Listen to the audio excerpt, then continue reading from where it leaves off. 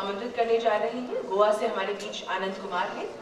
आपसे निवेदन, कृपया आएं और अपने विचार साझा करें।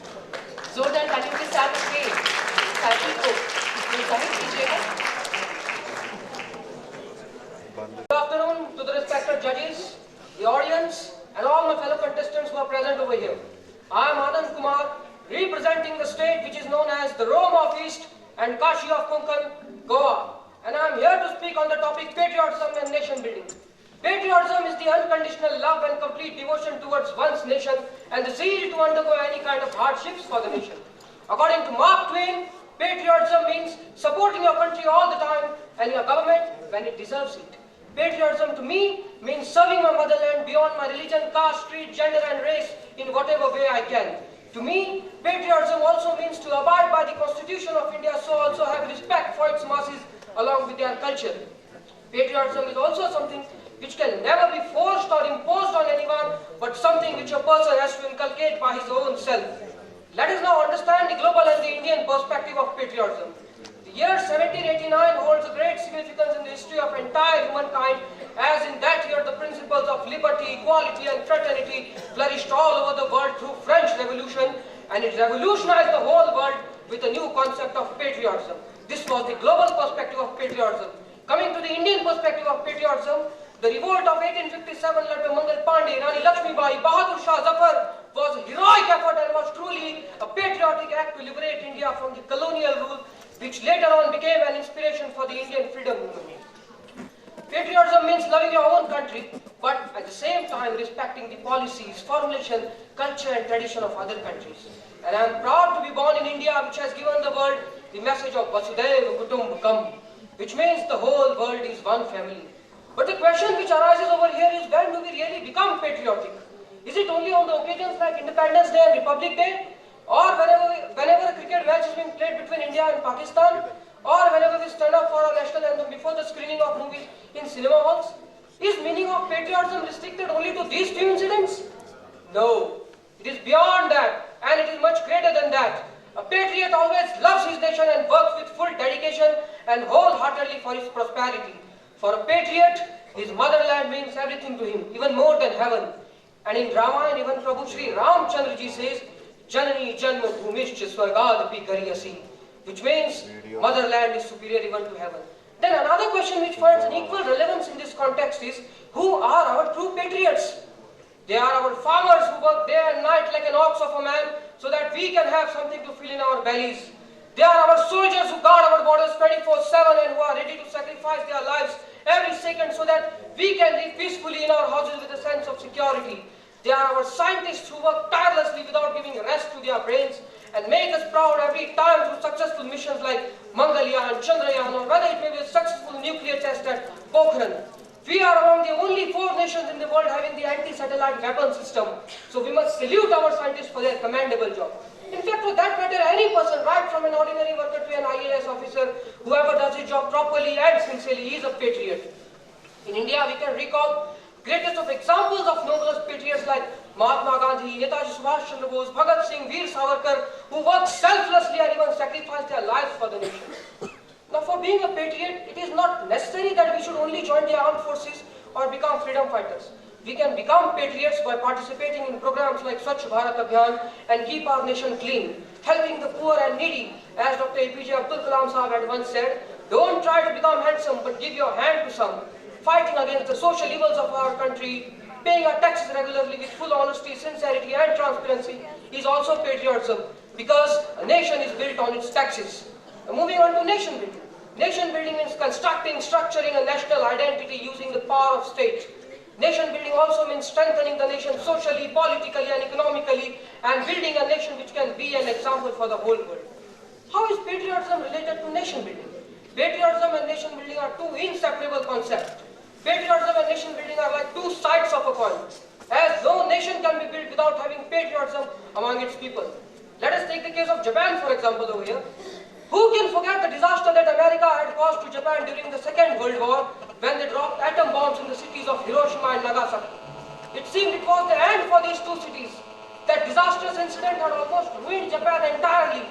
But the Japanese, they could recover from the devastation and they could rebuild their nation, and within a time span of just 36 after the nuclear attacks, the Japanese economy became the second largest economy in the world after US. And the whole credit of this shall go to the patriotism that is prevailing in the hearts of people of Japan. In India, the formulations of our first Prime Minister Pandit Jawaharlal Nehru and the framework of Dr. Baba Saheb Ambedkar laid the foundation of nation building. Let us look at what are the challenges, what are the problems that our country is facing in the path of nation building in today's context. First of all, there is corruption, which is the biggest social evil of our country. And there is poverty, illiteracy, unemployment, increasing crimes. We take great pride in saying that all Indians are our brothers and sisters when we say our pledge. Then how come our sisters are being raped every second day or third day somewhere or the other? And when I hear about these rape cases, when I read about these rape cases on newspapers, a question which immediately arises in my mind is that, is this the same nation which our great freedom fighters had once laid down their lives for? This is a thought-provoking question which every one of us should ask our own selves. Then there is extremism in the form of terrorism, Maoism and separatism. So also there is communalism and regionalism. Again, we take immense pride in saying that I'm a Hindu, I'm a Muslim, I'm a Christian, or I come from a particular state. But sorry to say, with that kind of a mindset, we cannot build our nation. For nation building, for building India, only Indians are required. A true patriotic character is required. Now, what are the ways through which we can overcome these challenges? First of all, sincere efforts need to be made for the upliftment of the downtrodden section of society by providing them with the basic necessities of life, so also free and quality education to their children.